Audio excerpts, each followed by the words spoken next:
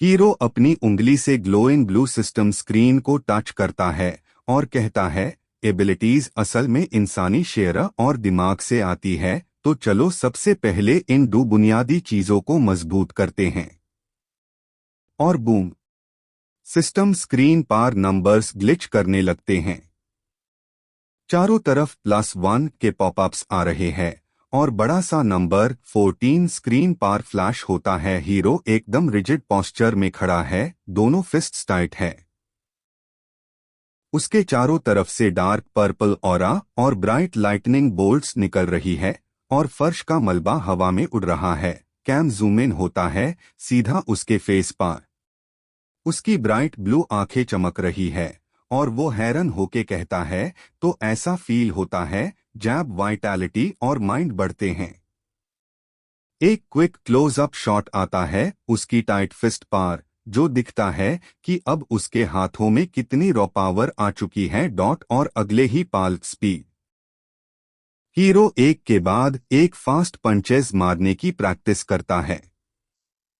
Attack इतना fast है कि स्क्रीन पर उसके मल्टीपल आफ्टर इमेजेस और नीली बिजली का स्टॉर्म बैन जाता है। प्रैक्टिस के बाद वो साइड प्रोफाइल में खड़ा होता है, अपना हाथ पकड़ते हुए हल्का सा मुस्कुरा रहा है और कहता है, मेयर बेस स्टैट्स सुधारने के साथ मेरी लड़ने की टेक्निक्स और एबिलिटी कंट्रोल दोनों और बेहतर हो जाएंगे।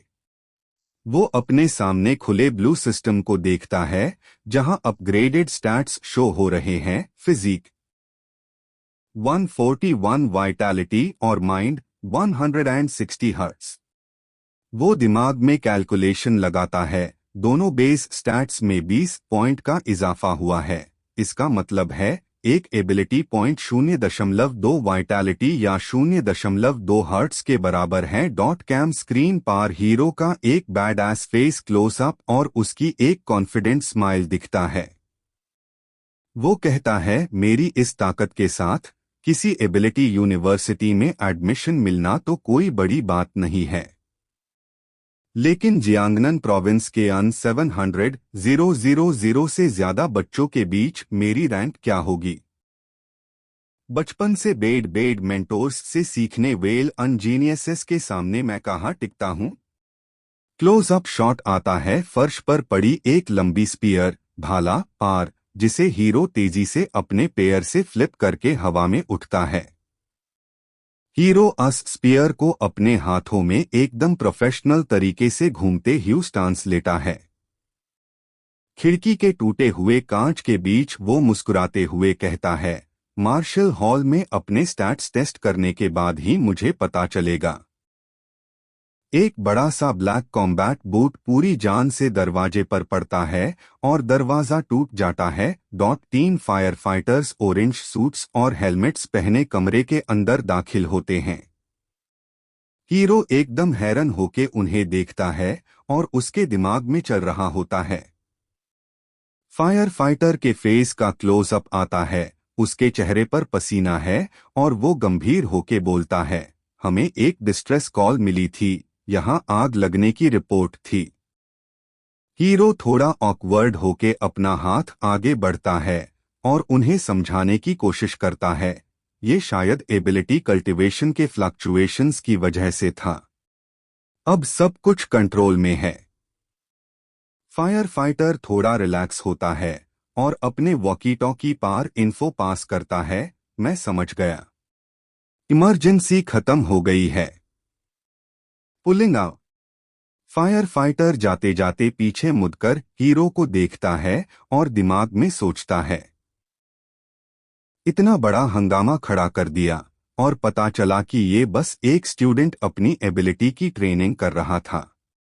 आजकल की नई जनरेशन सच में कमाल की है। कैम अब बिल्डिंग के बाहर का शॉट दिखता है जहां फायर ट्रक हूटर बजाते हुए निकल रहा है। आसपास कुछ पड़ोसी खड़े होके देख रहे हैं। हीरो अपनी स्पीयर को अपने कंधे पर रखकर बाहर निकलता है। पड़ोस के अंकल यान यूज देखकर पूछते हैं, जियाओमिंग क्या अभी आग का सब ठीक है? हीरो जवाब देता है, सब ठीक है अंकल यांग, अब कंट्रोल में है। एक आंटी यूज देखकर बोलती है, ये तो अच्छा है। तुम्हें देखकर लग रहा है कि तुम मार्शल हॉल जा रहे हो। हीरो कहता है, हाँ, थोड़ी प्रैक्टिस करने जा रहा हूँ। वहां खड़ा एक और पड़ोसी कहता है, कितना मेहनती है, कॉलेज एंट्रेंस एग्जाम से एक दिन पहले भी ट्रेनिंग कर रहा है। मेरे बेटे की तरह नहीं। एक बड़ाई से मॉडर्न शहर का टॉप व्यू एरियल शॉट दिखाया गया है। नरेशन बॉक्स में लिखा है, एक अवेकन्ड को एबिलिटी यूजर बनने के लिए अपने बॉडी और माइंड को ट्रेन करना पड़ता है ताकि उसकी एबिलिटीज स्ट्रॉन्ग हो सके। इसलिए ट्रेनिंग ग्राउंड्स और लेसन्स डीन वेल मार्शल हॉल्स बनाए गए, पर हर फैमिली प्राइवेट ट्रेनिंग रूम का खर्चा अफोर्ड नहीं कर सकती। हमारा हीरो शू जिंगमिंग अपनी लंबी स्पीयर कंधे पर रखे एक बहुत बड़ी बिल्डिंग के सामने खड़ा है, जिसके ऊपर एक लाइटनिंग का लोगो बना है। नरेशन आता है, एक्साई नेशन के दो सबसे बड़े और फेमस मार्शल हॉल चेन्स है, थंडरबोल्ट और ग्रिसली बियर। शू जिंगमिंग बिल्डिंग के अंदर एक लंबे कॉरिडोर में चल रहा है, जहां बाकी के लोग भी बेड वेपन्स जैसे एक्स और सोर्ड्स लेकर घूम रहे हैं।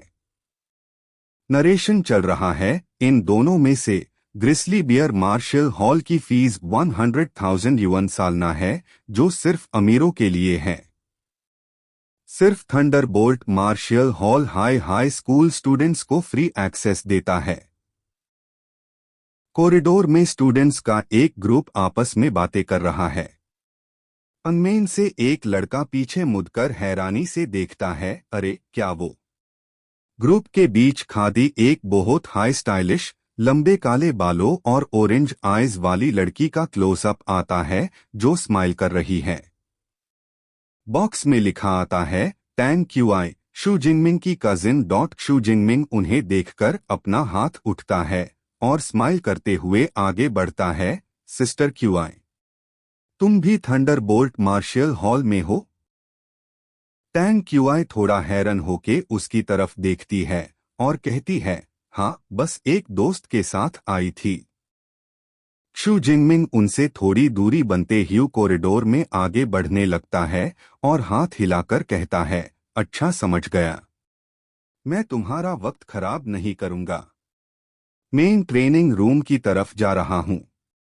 टैंग क्यूआई यूज पीछे से जाते हुए गौर से देखती है, उसके हाथ फोल्ड है और वो दिमाग में सोचती है, अजीब है, ये लड़का पहले से थोड़ा बदला बदला सा लग रहा है। उसके साथ खादी छोटे बालों वाली दोस्त अपना हाथ चेहरे पर रखकर धीरे से ब्लश करते हुए कहती है, किकी ये कौन है? ये तो काफी हैंडसम है।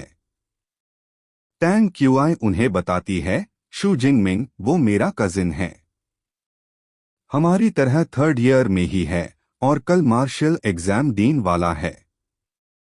उसके दोस्त शियाओया के दिमाग में दिल बन रहे हैं और वो खुश होते हुए कहती है, हाँ, ऐसे फेस के साथ अगर उसकी स्ट्रेंथ थोड़ी ठीक ठाक भी हुई तो यूज बॉयफ्रेंड बनाकर शो ऑफ करने में कितना मजा आएगा। लेकिन पीछे खड़ा उनका दोस्त उसे थोड़ा ताना मारता है। टैंग क्यूआई अचानक शियाओया का दिल तोड़ते हुए कहती है, तुम्हें डिसअपॉइंट तो नहीं करना चाहती, पर उसने सिर्फ एक ई रैंक एबिलिटी अवेकन की है। ये सुनते ही शियाओया का दिल टूट जाता है और वो शॉक हो जाती है, जस्ट ई रैंक? ये तो बेड शर्म की बात है। उनका लड़का दोस्त हंसता है और कहता है, सिर्फ एक ई रैंक एबिलिटी के साथ मार्शल एग्जाम देना, उसकी हिम्मत की दाद देनी पड़ेगी। पार टैंग क्यूआई थोड़ी फिक्रमंद लगती है और कहती है, हिम्मत एक अलग बात है, पर इसमें रिस्क बहुत ज्यादा है।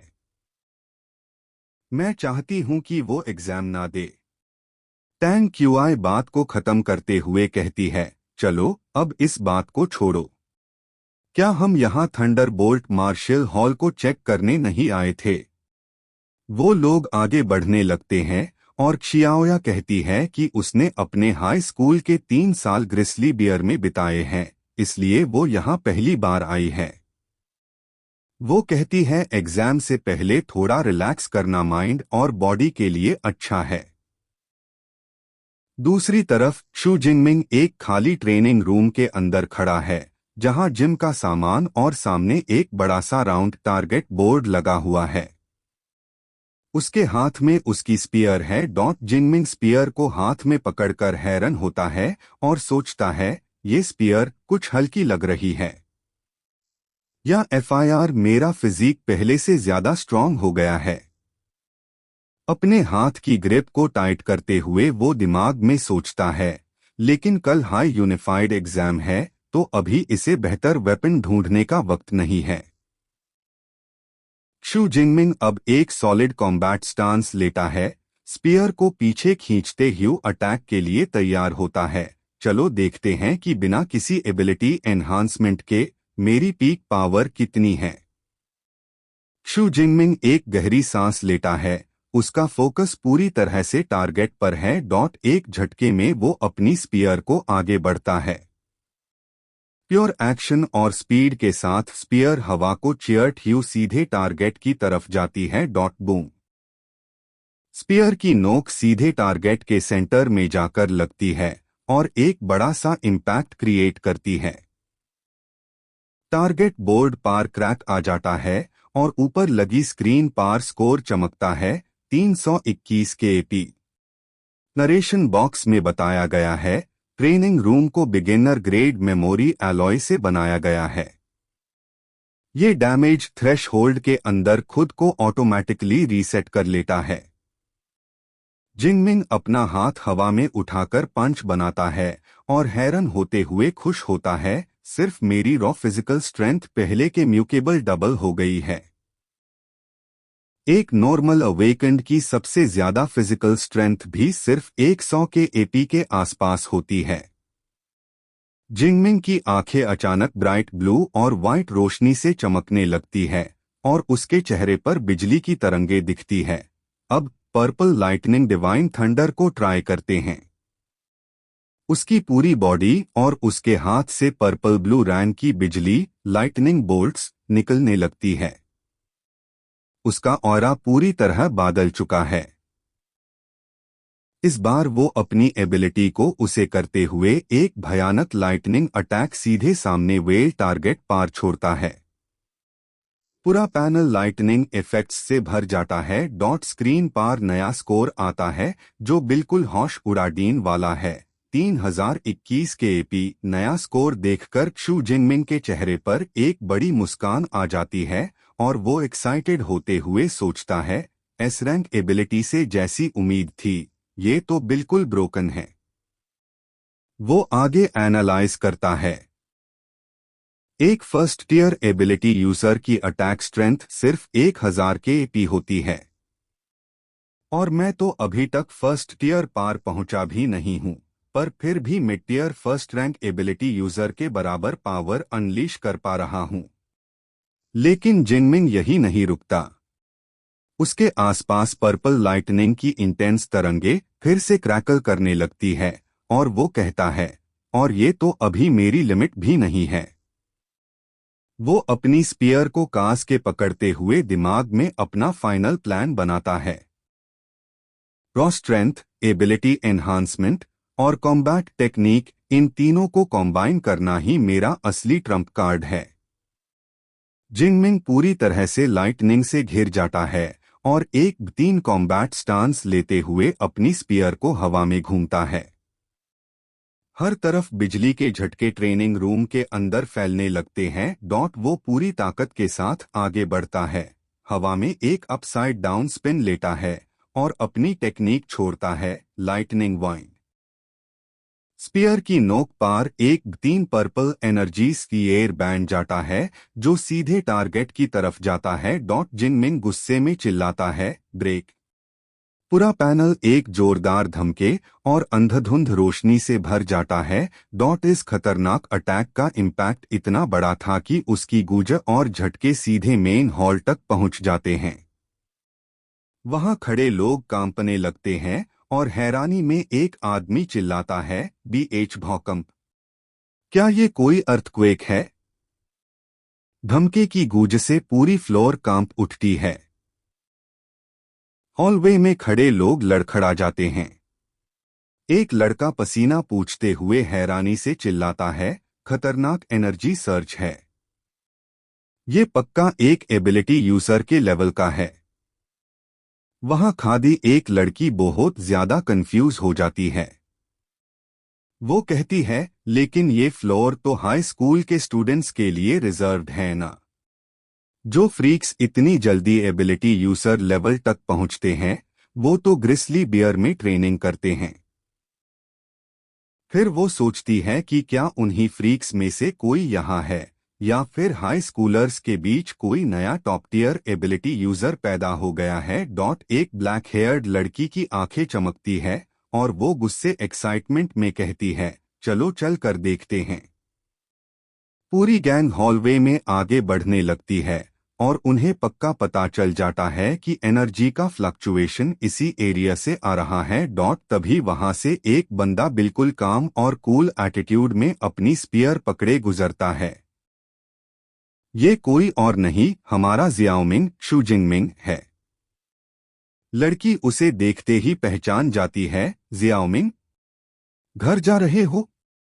जिंगमिंग बिल्कुल शरीफ बच्चा बनकर झूठ बोलता है, हाँ, मैं थोड़ा जल्दी घर जाकर कल के लिए प्रेप करना चाहता हूँ।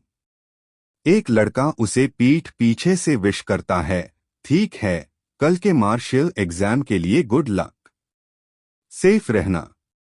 लेकिन वो लोग बिना रुके आगे बढ़ते हैं क्योंकि उनका पूरा ध्यान अस एनर्जी वेव पार होता है।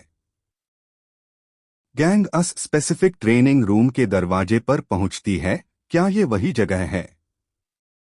हाँ, कोई शक नहीं। लेकिन जैसे ही वो दरवाजा खोलते हैं, उनके होश उड़ जाते हैं। रूम के अंदर का नजारा देखकर सबकी आंखें फटी की फटी रह जाती है। What is going on here? Training room पूरी तरह से तबाह हो चुका है। हैवी वेट्स बिखरे पड़े हैं, जो पंचिंग बैग टारगेट था उसके चिथड़े उड़ चुके हैं, और सबसे बड़ी बात, रूम की पिछली दीवार पर एक बहुत बड़ा क्रैक पैड चुका है, जैसे वहां कोई बम फाटा हो।